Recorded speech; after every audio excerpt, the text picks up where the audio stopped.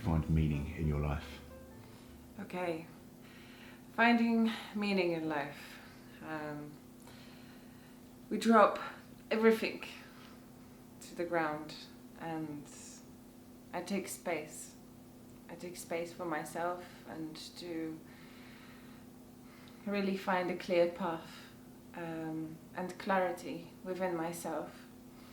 Because usually when you lose the meaning in your life, it's because of some emotions or situations in life that give you a certain hole in the stomach or a hole in your heart that starts to eat you alive. So that's when I need to drop everything, step away and take my time to really heal, to get clarity, and then I can bring those things that I really love in my life, so like the music and my creativity. And that's when I start to slowly see a path and meaning opening, like in the forest, bushes opening through, I walk through, and that's my meaning and purpose in life. I like those hand gestures. I feel like I'm taking that journey with you quite literally. How do you define your boundaries? Ooh, it's actually a very hard question. I actually myself have had a very hard time defining any boundaries in my life because I've been hurt in the past and I've had a lot of traumas. So actually finding boundaries is still a process for me, and I find that it's quite hard to know what is a boundary and what is just a rejection of something that I don't want in my life, and maybe I'm rejecting it in myself. Mm-hmm. So I find that, again, taking that space to really find what is my not acceptance and what is a boundary of what I can't really accept around my circle. That's where I find some of my boundaries, and I start to slowly see that there are new ones coming into my life as I start to meet new people and see new aspects in the world. And how do you convey those boundaries to other people? I communicate clearly, and I try to, just say who I am, for who I truly am from the inside. I have an open heart, but, don't take advantage of me, of course. So, I try to communicate as clearly as I can. Every time I see that there is something being crossed from someone to myself, I then say that this isn't okay, and I try not to do that to you, then please don't do that to me. How do you nurture your friendships? Ooh, that's a fun question. So, you How do you nurture your friendships, my friend? you pick up a phone. Well, I have phone calls, and I try to check in with people, how they feel and what they've been up to. If they want to see each other, then we have a nice time. We could be out on a sound healing session, or we could be out on Wonders Jam session, or we could be just together in the park having a walk.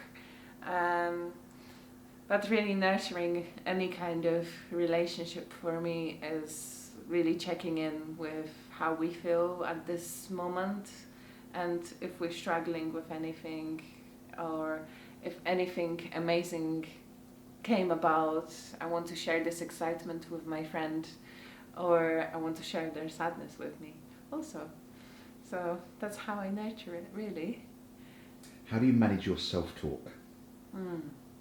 So my self-talk has been very negative in the past, and what I had to do is take very big steps to actually really sit myself down to manage what I say to myself and what I say about different situations in my head, and what objectives I'm not actually saying, because you just see this one aspect. So I try to now write down what I think and put it into, like, it's gonna sound a bit funny. So there is one circle, that's what I think. And then there is another circle of what other people think. And then there is another circle of the third person in my head. So we have those conversations where you have three people. So there's two roses and there's another rose that's watching. So it's kind of the same. So I do those three circles of the negative objective, then into a perspective of another person, and then into a perspective of the bigger picture. And that gives me an aspect of my self-talk and how I can manage it better. And also, what else do I do? I just say stop sometimes, because sometimes it's just bullshit, I'm like, stop, bitch. Literally, just stop. There's no need for this drama. Oh yeah, we know that feeling. But so you literally write out circles on a piece of paper and put, that's a great idea. I've never thought about doing that. It's like little words circling around. Yeah, I like that. I've not heard that, but I like that. How do you find your tribe? Okay, that's a difficult one. Again, it's because of my past and of my experiences. It has been really difficult to be finding people that actually align with me and actually are my people. So I found little nibs, little mushrooms, I call them, of people, like in the forest. You have to gather them. So you go to one event and you find this one person that peeps out. Sorry, this sounds funny, but it is like that. It's like this one person is like sprouting, and then you have a chat with them and you're like, ooh, yeah, I like your perspective and objective and your way of thinking. And then you align with them, and then you find another and another in another event. And I find bringing them all together is quite difficult, actually, because these people, they don't have time. They have mushrooms. They're in the forest. They're usually out busy doing creative work. So finding the tribe to come together can be a tiny bit difficult, but it can be done. And I am now blessed to have Oneness Jam, people to be coming together on Sundays, and I can invite my mushrooms there, and I found some mushrooms there too. So it's time consuming but definitely worth it. Yes. I love that metaphor. Foraging through the forest, picking mushrooms. How do you have the tough conversations? What kind of tough conversations? Any kind of? Whenever you feel like there's something that you need to discuss which may seem a little bit daunting or intimidating, how do you, as opposed to just saying, I'm not going to have it because it's too intimidating, when you really know it needs to be had, how do you approach it? How do you galvanise yourself, and how do you manage to get those tough conversations out? Okay, so with that, I had some really tough conversation actually lately. So the way I prepared myself was actually I spoke to myself in the mirror first. So many of us do it. Yeah. And I've done faces to make it a bit less tough. So I was like, yeah, it's getting a bit too serious now. Let's make a face. So I prepared myself in front of a mirror, and I also wrote down what I wanted to say, because I get quite scattered. I get distracted quite easily. If someone tries to put their opinion through into the conversation, I can get a bit like, and then I can't get my point across. Mm-hmm. So yeah, writing it down helps me a lot, because then I can memorize it a bit easier, even though I try to go with the flow of the conversation as much as I can. That's kind of my preparation, and also meditation, because sometimes those tough conversations can be quite heartbreaking, and and can be actually quite morbid and daunting. So I want to be as grounded as I can and as open-hearted, not to put my narcissistic out to be like, oh yeah, this is what I'm gonna do because this is what you did to me. No, I want to step away from that. So I try to prepare with meditation or some sound healing, just to calm myself before. And I say clearly, when I'm seeing that person, I say clearly what I want to state, and I firstly say, let me say what I want to say, because I'll forget. This is how I start the conversation usually.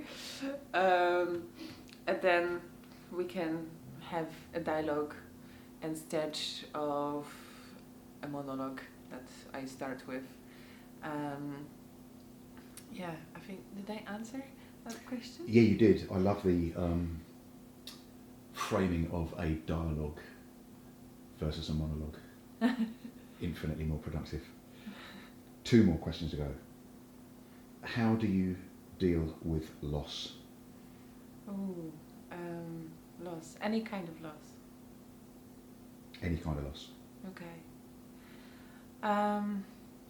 So usually there is a grieving process that happens within myself, and what I try to do with that is I really go into emotional releasing, because that was the most beneficial thing for me to do when I had a miscarriage. So when that happened, I straight away went into emotional releasing from my body, because I knew that it was stuck in there, and loss usually brings us down so much into feeling the depression, which I want to not avoid, but I don't want to feel for too long.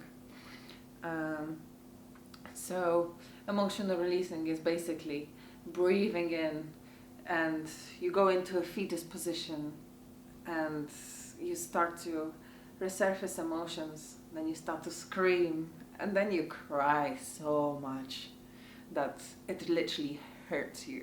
It hurts from depths, but after you feel amazing, because it starts to come out of your body more and more, and it's like a everyday thing. That's a practice that has to happen.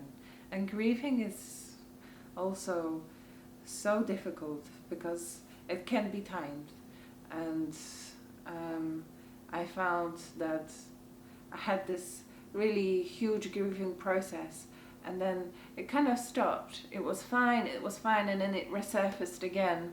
So I had to do, again, more emotional releasing, or I had to call a friend for some help, because sometimes that's all I need, someone to listen to me and give me a bloody hug, you know? Sending hugs, my friend.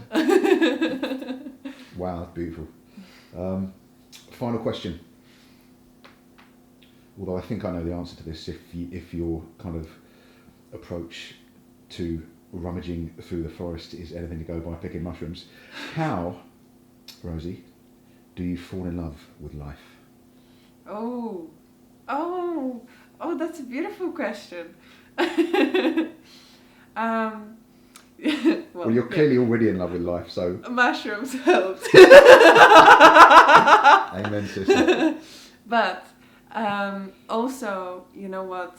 Going to places that were beautiful and that really nurtured me. So, what I found in my journey, that I went through very dark and heavy periods, and I just found that I had to find some beauty, you know? So I went to all the art galleries, I went to all the exhibitions, I went to different spots in England that were filled with nature and with flowers that I really loved, and that gave me some kind of joy that resurfaced more and more in my body.